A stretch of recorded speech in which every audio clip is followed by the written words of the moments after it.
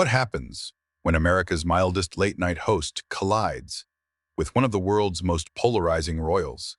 Not polite conversation, not a charming anecdote about motherhood, fame, or red carpets. What unfolded on Late Night with Seth Meyers that night was rawer, sharper, and infinitely more combustible. The premise seems simple enough. Meghan Markle, Duchess, activist, global headline magnate, was booked as the evening's marquee guest. The idea was to balance comedy with candor, a relaxed chat that might showcase a softer, more relatable side of a woman often defined by controversy.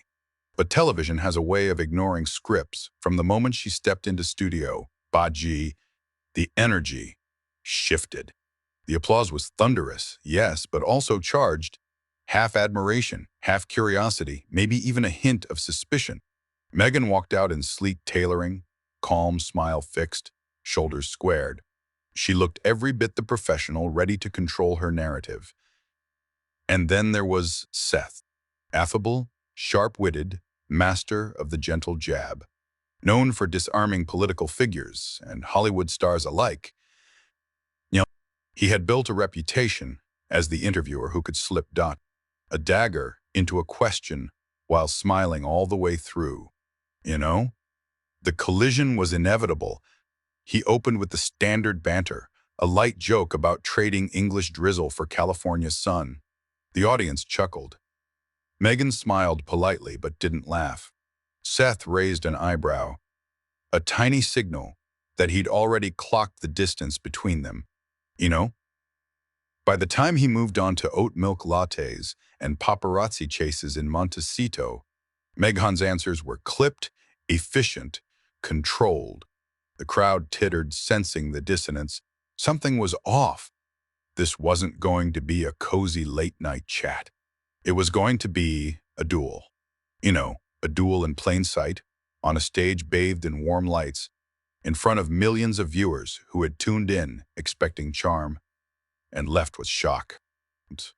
What began as another night of television history in the making would soon explode into a confrontation that no one, least of all Seth Meyers or Meghan Markle, could have scripted. And when the smoke cleared, only one of them would remain seated beneath the bright lights of studio. Baji. The first few minutes of any late-night appearance are supposed to be easy, safe. A chance for the audience to laugh, the guest to loosen up, and the host to set the rhythm. That's how Seth Meyers usually plays it. Softball questions, playful jokes, a glide into deeper waters. Only when everyone feels comfortable. But on this night, comfort was elusive. "Welcome, Meghan. So good to have you here," Seth began, leaning forward with his trademark half grin. The audience applauded again, eager to see how the Duchess would handle herself outside of a royal context. Meghan crossed her legs gracefully, smiled back, and replied, "Thank you for having me. It's different from what I'm used to, but I appreciate the invitation." A safe answer, almost too safe. Seth leaned into his first question. "So, you've traded the drizzle of London for the sunshine of California. How's that working out? Do you wake up every morning and whisper, 'I'm never going back'? Yay?" The audience chuckled. Meghan's smile didn't falter, but her laugh was more polite than genuine. "Well, sunshine is nice. But I don't think in terms of you never going back. Life isn't that absolute, It was a small reply, but Seth caught the steel underneath. The audience did too, murmuring as if they had just noticed the first crack in the glossy surface. He tried again, pivoting to lifestyle quirks. "I read somewhere you're into oat milk now. Please tell me you're not one of those people who secretly judges almond milk drinkers?" The crowd laughed louder this time, waiting for Meghan to loosen. She smiled thinly. "I don't judge what people drink, Seth. I just know what works for me." Another clipped response. The laugh line dissipated into a strange hush. Seth adjusted in his chair, not rattled, but increasingly curious.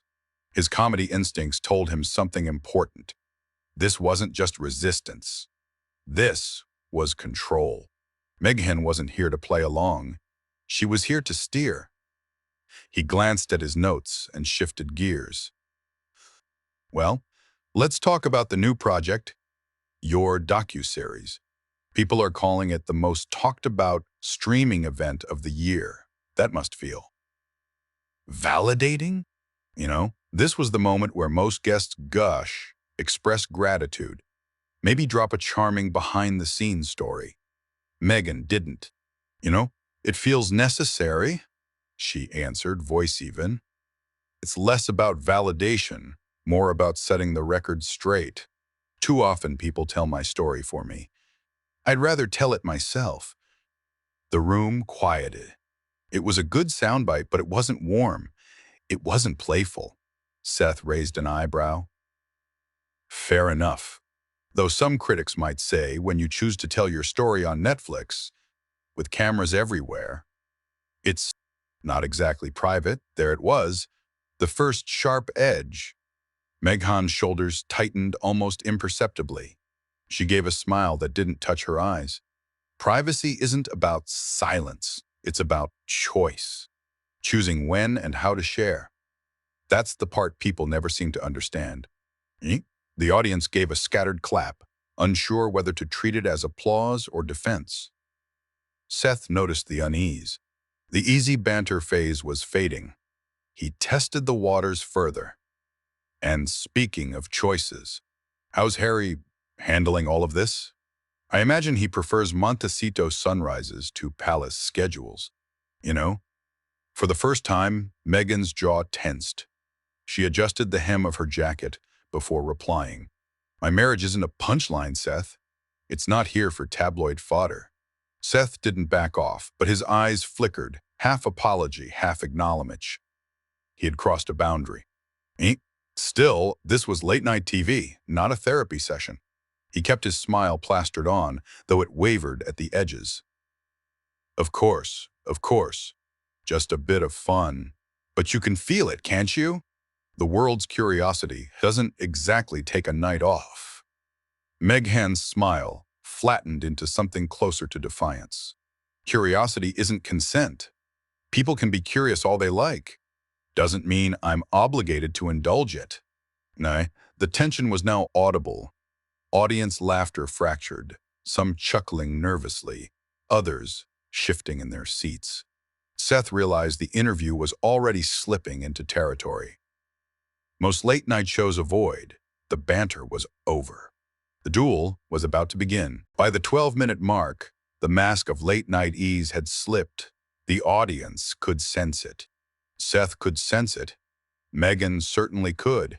What was supposed to be a charming segment had turned into a tug-of-war, with each exchange tightening the rope. Seth glanced briefly at his cue cards, then set them aside. He didn't need them anymore. This wasn't going to follow the script. Yo, Meghan, he said lightly, though his tone had cooled. You talk about setting the record straight. But when people hear that, they often wonder, whose record? Yours? The tabloids? The royal families? Yo, Meghan tilted her head, meeting his gaze with practiced calm. It's not about correcting gossip. It's about telling the truth of what we lived through. People think they know, but they don't. They read headlines and call it knowledge. It isn't, Seth smiled faintly, a trace of irony in his expression.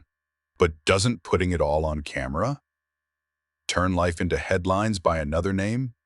Go, the audience murmured. It was a clever question, one that poked at the very heart of her media strategy. Meghan leaned forward slightly. There's a difference between exploitation and agency. When others use your life to sell papers, that's exploitation. When you choose to share your life on your terms, that's agency. Do you see the distinction? The room gave a half applause, supportive, yet hesitant. Seth didn't let it land. Sure. But you must know, critics argue that choice comes with its own price tag, that when you invite the cameras in, you also invite judgment. Isn't that part of the deal? Yo, Meghan's smile thinned. No, that's the trap. People assume visibility equals permission. It doesn't. No one invites cruelty. No one signs up for harassment. For a moment, the tension hung like static. Seth shifted in his chair, leaning just far enough forward to make the audience feel they were watching a duel rather than a dialogue, you know? And yet, he pressed, you've built a platform on being seen. You write books, release podcasts, film docuseries. Isn't that visibility by design? You can't sell the spotlight and then complain about the glare, you know? The words hit like a shot across the bow. A ripple of gasps and nervous laughter coursed through the studio. Yet Meghan's eyes sharpened. I don't sell the spotlight, Seth. I sell stories. Stories that matter. My work isn't about chasing attention. It's about impact.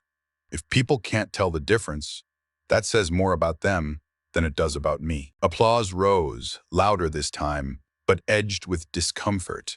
Seth let it ride for a beat before countering. But don't you think sometimes it feels like you want the platform without the pushback, the microphone without the accountability? You know, that landed like a slap. Meghan's composure cracked just slightly, a flicker of anger flashing across her face before she smoothed it over. Accountability is not the same as abuse, she shot back. I'll answer fair questions.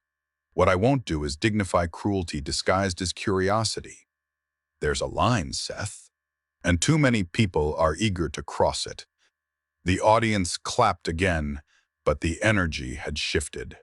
This wasn't applause for entertainment, it was applause for battle. Seth's smile tightened. Okay, then let's keep it fair. The monarchy. The monarchy. You walked away. People say you abandoned duty. Others say you reclaimed freedom. Which is it? Meghan inhaled sharply. It's survival. That's what it was. That's what it is. You don't abandon a burning house. You run because you have to. And yet somehow we're judged for escaping the fire. The studio fell silent. Even Seth didn't reply immediately. And when he did, his voice was quieter, but no less sharp. Some might say you also lit matches on your way out. Gasps. A few claps of shock. The duel was now undeniable. Meghan's jaw tightened, her words deliberate. Truth is not arson. Speaking honestly about pain isn't sabotage. But people who benefit from silence will always call truth destruction. You know, the audience broke into applause again, some rising to their feet, but the air was heavy. This wasn't comedy anymore. It was confrontation dressed as conversation. Seth allowed the noise to settle before striking again. And what about the money? The deals with Netflix, Spotify? Critics say they aren't just platforms, they're paydays. That it's not only about telling your truth, but profiting from it. A low murmur rolled through the crowd. Meghan's lips parted in disbelief before she composed herself. My work has value, Seth. That's not shameful. Men profit from their stories all the time. No one questions them. When a woman does it, when I do it, it suddenly becomes scandalous. That double standard says everything. You know, the applause thundered now, though some faces in the audience looked troubled. Yo, Seth let the sound peak, then cut through with precision. Or maybe it says, people expect authenticity, that if everything becomes a brand, it stops feeling like truth and starts feeling like PR. The word sliced clean. Meghan's composure trembled at the edges. She leaned forward, voice low but searing. Do you know what it's like to wake up every day to strangers dissecting your worth? To be defined by lies until you can't breathe? My story isn't PR, Seth. It's survival. If that looks like branding to you, maybe it's because you've never had to fight to be seen as human. You know, the studio erupted. Cheers, gasps, a few jeers in the mix. This was no longer an interview. It was a battlefield, and both sides were landing blows, and it wasn't over. Not by a long shot. By now, the set felt less like a studio and more like an arena. The laughter was gone. Even the band had gone silent, instruments resting in uneasy stillness. All eyes were locked on the two figures at center stage, the Duchess and the comedian. Seth leaned back, one arm draped casually over the chair, though his expression was taut. He no longer resembled the amiable late-night host. He looked like a man testing limits, pushing his guest toward a breaking point. A preferred tamming shrooper for first stir.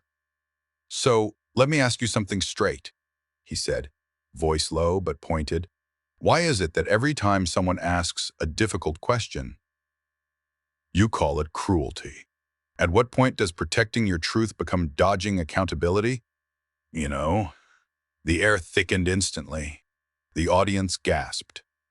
A few murmurs running through the seats. Meghan sat motionless for a beat, the spotlight catching the tightness in her jaw. She finally spoke, measured but edged with fire. Accountability is not the same as hostility, Seth. When people twist facts into weapons, that's not accountability, it's abuse. And I will never apologize for refusing to play along with abuse. The audience broke into applause, but it was sharp, brittle applause. More solidarity than laughter. Seth waited for the noise to settle before striking again. But Meghan, you do dodge. We've been talking for 20 minutes, and every time a tough subject comes up, you pivot. You talk about survival, but not about choices. You talk about agency, but not about consequences. Isn't that evasion? A murmur rippled through the room. Meghan's composure flickered. I'm not here to be cross-examined, she snapped, voice rising. I'm here to share on my terms. That's what boundaries are. But people like you, she gestured sharply toward him, people like you act like boundaries are betrayal. Gasps filled the studio. The line had landed with force. Seth leaned forward, the grin gone now. Boundaries aren't betrayal. But they're not shields forever either.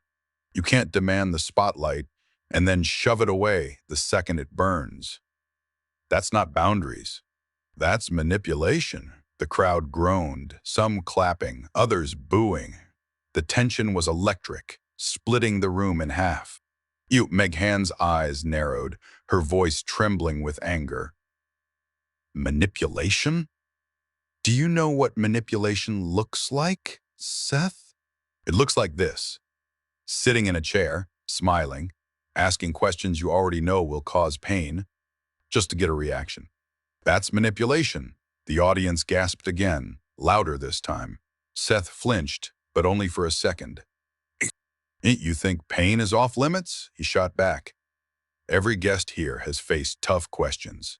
Politicians, CEOs, actors, you're not the exception. The difference is they answer. You deflect. And people are tired of it. Now the crowd was buzzing, whispers overlapping, the energy almost too much to contain. Meghan sat rigid, her voice shaking but fierce. People are tired? You think you speak for them? You don't. You speak for headlines, for clicks, for outrage. But my life isn't your late-night punchline. I'm not here to bleed for your ratings. Applause had exploded, mixed with boos. The studio had become divided, supporters cheering her defiance, skeptics shaking their heads. Seth's eyes darkened. Then, why come here at all, Meghan? If every question is unfair, every comment is cruelty, why sit in this chair? Why step into this spotlight if you don't want to be seen? The question landed like a hammer. For a long moment, Meghan didn't speak. Her chest rose and fell quickly, the silence more deafening than any answer. The audience leaned forward, waiting for something, anything. Finally, she leaned in, her voice low but trembling with fury. Because I believed for 1 second that maybe, just maybe, someone would listen without trying to tear me apart. I was wrong, the audience erupted. Cheers, boos, shouts. It was chaos now. Seth didn't back down. You weren't wrong to think people would listen. But you were wrong to think you'd never be challenged. That's the difference between an interview and an infomercial. The blow was devastating. Meghan's composure cracked, her eyes glistening under the stage lights. Her voice broke. You think this is a challenge? This is cruelty dressed as comedy. You don't care about truth. You care about spectacle. Well, congratulations, Seth. You got your spectacle. And with that, the air snapped. The audience gasped, some standing, others shouting. Meghan's hands trembled as she reached for her lapel mic. The sound of the Velcro tear was louder than any laugh line of the night. She ripped it off, stood abruptly, and glared at Seth one last time. This was a mistake. And then she turned, striding off stage, leaving her chair empty, the camera swiveling to catch her retreat. The studio was stunned into silence. You, Seth, sat motionless, jaw tight, the image of a man who knew the night had spiraled far beyond comedy. The clash was over, but the fallout was only beginning. For a moment, time froze.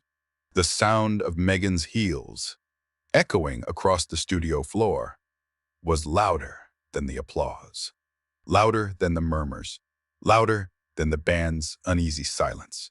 The Duchess was gone, leaving nothing but an empty chair and the faint buzz of an unplugged microphone. The audience didn't know what to do. Some gasped audibly. Others clapped awkwardly, as if applause might smooth the jagged edge of what had just happened. A few sat stunned, mouths open, staring at the stage as though waiting for Meghan to return, to declare it all part of a stunt. But she didn't come back. Seth sat perfectly still for several beats, eyes fixed on the space she had vacated. His usual grin was gone. For once, the master of comedy timing had no joke ready. He tapped the desk lightly, the sound sharp in the silence. Well, he said finally, his voice quieter, weightier. That was not how I expected this conversation to go. A nervous ripple of laughter ran through the audience, but it faded almost immediately. The tension was still thick, the atmosphere electric with disbelief. Seth leaned forward, hands folded, tone sober. Look, folks, live television is unpredictable. Sometimes it's laughter, sometimes it's insight, and sometimes he gestured toward the empty chair. It's this. Raw, unfiltered, uncomfortable. We just had all three in the span of 20 minutes. The audience chuckled lightly, more out of relief than amusement. He exhaled slowly, his professionalism reasserting itself. Let me be clear. Meghan came here tonight with the same invitation we extend to every guest. To talk, to share, to be heard. I pushed, maybe too hard, maybe not hard enough, depending on who you ask. But she walked away. That's her choice, and I respect it. The audience applauded softly, though it was uneven, fractured by the weight of the moment. Seth continued, his tone almost reflective now. Television usually shows you polish, edits, sound bites. Tonight you saw something else. You saw the breaking point. You saw what happens when boundaries collide with questions, when stories clash with scrutiny. It's not comfortable, but maybe it's worth thinking about. For the first time, all evening the audience was completely silent. Every word hung in the air like smoke. Seth glanced at the camera, his eyes steady. This isn't about sides. It's not about winners or losers. It's about conversation. The messy kind, the kind that doesn't wrap neatly with a bow. You don't have to agree with Meghan. You don't have to agree with me. But if you're talking about it tomorrow, then maybe the conversation did. what it was supposed to do. Ew. Applause rose again, steadier this time. Some audience members even stood, though the energy was far from jubilant. You know, the band struck a tentative chord, filling the heavy silence with something lighter, though the notes rang hollow. Youssef gave a small, weary smile. All right, we're going to take a break. When we come back, we'll try something a little easier on the nerves, maybe juggling. Stay with us. You know? The camera panned out, capturing the empty chair beside him one last time, before the feed cut to a commercial. You know, in that empty chair lingered the shadow of a clash that would be replayed, dissected, and debated long after the credits rolled. When the cameras returned after the break, the studio looked the same. Bright lights, polished desk, the band poised as always. But something intangible, the seat beside Seth, was still empty, and that absence said more than any monologue could. You know, Seth straightened his cards, though he didn't glance at them. His voice, calm but deliberate, carried a weight that hung over studio. But gee, we plan these shows carefully. Jokes, interviews, performances. It's all meant to entertain, to connect. But sometimes live television reminds us that people are unpredictable. Guests are unpredictable. And that's okay. That's what makes it real. He leaned into the camera, his expression stripped of the usual late-night grin. What you just saw wasn't polished, and it certainly wasn't planned. But it was honest. And in a world that thrives on spin, maybe that honesty matters. The audience responded with measured applause. Not laughter, not cheering, something closer to respect. The night ended, not with a punchline, but with a question hanging in the air. Had Seth crossed the line, or had he simply said what many were already thinking? Had Meghan defended herself bravely, or had she cracked under the pressure of accountability? You know, that debate would rage long after the lights of studio Bot G dimmed, and now it's over to you. What do you think? Did Seth Meyers finally pierce the royal armor, or did he push too far? Was this a confrontation overdue, or a television ambush gone wrong? You know, share your thoughts in the comments. And if you want more deep dives into celebrity showdowns that reshape the spotlight, hit like, subscribe, and turn on notifications, because the next meltdown could be just one interview away.